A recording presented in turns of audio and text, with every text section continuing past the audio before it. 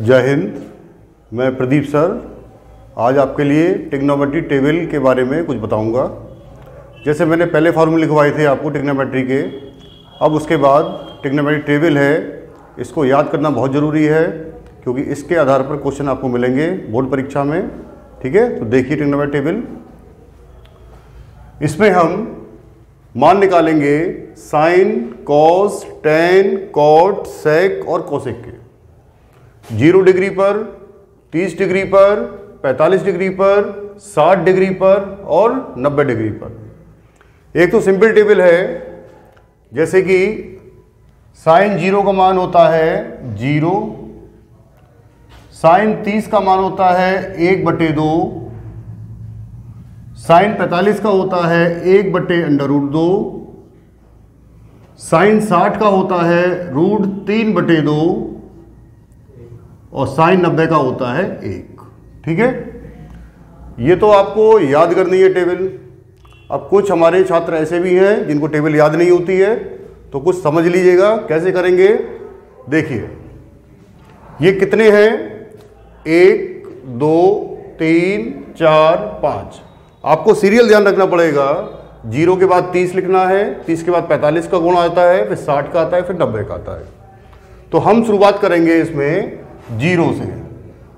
5 है टोटल, तो 0 शुरुआत करेंगे। 0/4 करना है हम लोगों को। इसी प्रकार यहां करना है 1/4, 2/4, 3/4 और फिर 4/4। इतना हो जाएगा कम। अब सभी में इसका अंडर रूट लगा दो। ये अंडर रूट लगा दिया, यहां भी अंडर रूट लगा दिया, यहां भी अंडर रूट लगा दिया, यहां भी अंडर रूट लगा दिया और यहां भी अंडर रूट लगा दिया। अब क्या होगा, 0/4, 0 को किसी भी संख्या से भाग देंगे उसका आंसर आएगा 0। तो ये तो ऑलरेडी पहले ही 0 के बराबर हो गया। अब देखिए एक हमारा कितने का अंडर रूट होता है, एक का होता है, और 4 कितने का होता है, 2 का होता है। तो यानी इसको जब बाहर निकालेंगे तो ये 1 आ जाएगा, बटे 4 को बाहर निकालेंगे ये आ जाएगा 2। तो यही मान लिखा है, देखिए 1/2। अब ये आया 2/4, 2 को भाग करेंगे 4 से, ये आ जाएगा 2 एकम 2 और 2 दूनी 4। इसका मतलब निकला अंडर रूट 1/2। अब 1 कितने का वर्ग होता है, 1 का होता है, यानी 1 का ही रूट बनेगा। और 2 कितने का होता है, 2 किसी का नहीं होता है, तो ये ऐसे ही रहेगा, 1/√2 आ जाएगा। ठीक है, क्योंकि 2 किसी का वर्ग होता ही नहीं है, तो 2 हमारा अंडर रूट में लग जाएगा और 1 का वर्ग 1 होता है, यानी 1 का अंडर रूट 1 ही हो जाएगा। अब आए √3/4 पे। अंडर रूट 3 किसी का वर्ग नहीं होता है, तो 3 का हमारा जो अंडर रूट होगा वो ऐसे ही रहेगा, अंडर रूट 3। अगर किसी का होता तो खोल लेते। 4 कितने का वर्ग होता है, वो 2 का होता है, यानी अंडर रूट 4 का मान हो गया 2। तो यही मान हो गया। अब देखिए 4 से हम लोग 4 को भाग करेंगे, आ जाएगा 1। तो जब 1 आ गया, अंडर रूट 1 कितने का होता है, वो हो जाएगा 1 का। ठीक है, अगर आपको टेबल याद नहीं हो रही है तो आप इस तरीके से मान आप लगा सकते हो और याद कर सकते हो। इसके बाद आएंगे हम लोग कॉस में। कॉस में क्या करेंगे, साइन के बाद कॉस, टेन, कॉट। केवल साइन की टेबल अगर आपको याद है तो बाकी सारी टेबल आप लोग निकाल लोगे, इसलिए इसका याद करना जरूरी है। अब कॉस में क्या करेंगे, जो कॉस 90 का मान है 1, वो हम क्या करेंगे 0 में मान लगा देंगे, यानी कॉस 90 का मान कॉस 0 का मान हो जाएगा, जो साइन 90 का मान है। अब क्या करेंगे, कॉस 30 के मान के लिए इसको टेबल को पलट लीजिएगा। पहले 1 आ जाएगा, फिर अंडर रूट 3/2 आ जाएगा, उसके बाद 1/√2 है,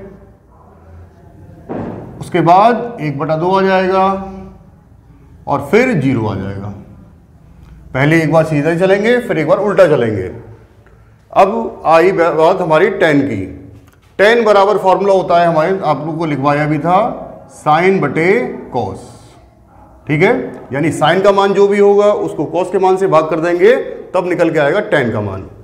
तो 0 पे बात आ रही है, तो साइन 0 का मान हो गया 0 डिग्री है, यहाँ भी 0 डिग्री है, तो इसका मान 0 होता है, बटे cos 0 का होता है 1, और 0 को किसी भी संख्या से भाग करेंगे तो उसका मान आ जाएगा 0।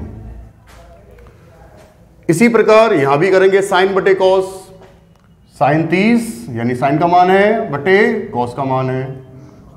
साइन का मान है 30 पर 1/2 बटे √3 बटे 2, 2 से 2 कट जाएगा संख्या पलटने पर, कितना बचेगा 1/√3। तो ये मान हो गया आपका tan 30 का 1/√3। अब बात आई tan 45 की, तो यानी कि साइन 45 करेंगे, जो मान होगा 45 में 45 कर देंगे, 30 है तो 30 पे कर देंगे, जो भी मान निकालोगे आप, बटे cos 45।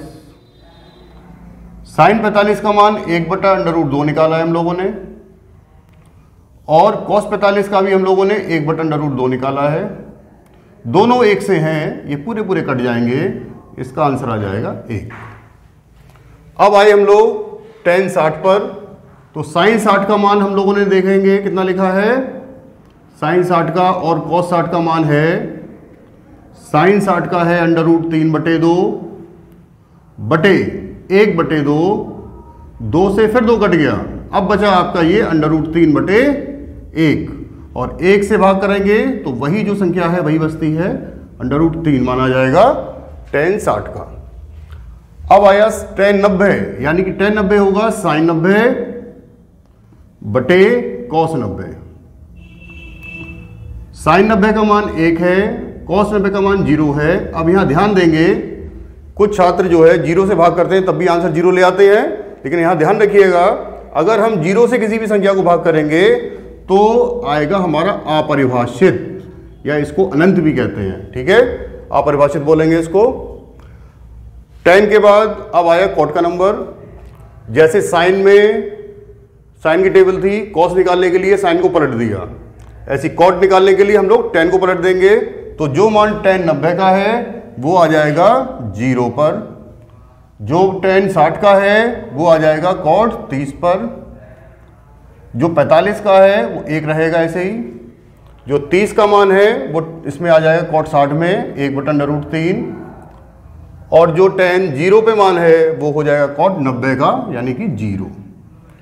4 टेबल कंप्लीट हो गई आपकी। अब आएंगे हम लोग sec में। हमने आपको फॉर्मूला लिखा था sec थीटा बराबर, sec बराबर होता है 1/cos थीटा, लिखा था हमने, आपको लिखा था पिछले फार्मूलों में, हमने पिछली वीडियो में लिखा है। तो sec का मतलब हुआ 1/cos करना है, तो जो मान cos के हैं उन सम को 1/, करना है, यानी कि पलट देना है सबको। तो cos की टेबल हमारी ये है, पलट देंगे तो 1/1 करेंगे, मान आ जाएगा 1। इसी प्रकार इसको पलटेंगे, 1/√3/2 करेंगे तो संख्या पलट जाएगी, ये आ जाएगी 2/√3। इसको भी पलट देंगे तो ये हो जाएगा, पलटकर cos को पलट देंगे sec में निकालने के लिए, तो पलट गया √2 आ जाएगा 1, √2/1 यानी कि निकला इसका आंसर √2। tan 60 निकालने के लिए cos 60 है आपका 1/2 और sec 60 निकालना है, तो इसको भी पलट देंगे, ये हो जाएगा 2/1 यानी कि आ जाएगा इसका मान 2। 90 का मान निकालना है sec 90 का, तो cos 90 का जो मान 0 है और इसको पलट देंगे, यानी कि देखिएगा 1/0, तो ये क्या हो जाएगा फिर अपरिभाषित। ध्यान रखना 0 या 1 नहीं लिखना है, अपरिभाषित रहेगा। sec cosic में करेंगे हम लोग, cosic जो होता है या तो आप उसको साइन में पलट लीजिए, cosic थीटा जो हो गया वो हो जाएगा 1/sin, या तो आप साइन की टेबल पूरी पलटिएगा 1/0 यानी कि अपरिभाषित, ये अपरिभाषित रहेगा, ठीक है, या फिर इसको पलटिएगा 2/1 हो जाएगा, इसको पलटेंगे √2 हो जाएगा, इसको पलटेंगे 2/√3 हो जाएगा, और इसको पलटेंगे तो 1/1 हो जाएगा।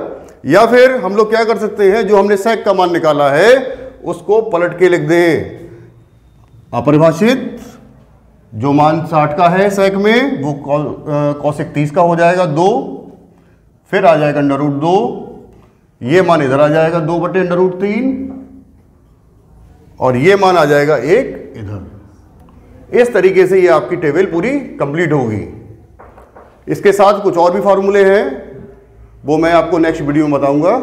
ठीक है, अगर आपको समझ में आ रहा है तो बहुत अच्छी बात है, और इसके आधार पर जो क्वेश्चन होंगे जो बोर्ड परीक्षा में कई बार पूछे गए हैं वो मैं क्वेश्चन कराऊंगा नेक्स्ट वीडियो में। आप इन फार्मूलों को तब तक याद कीजिएगा। Thank you very much.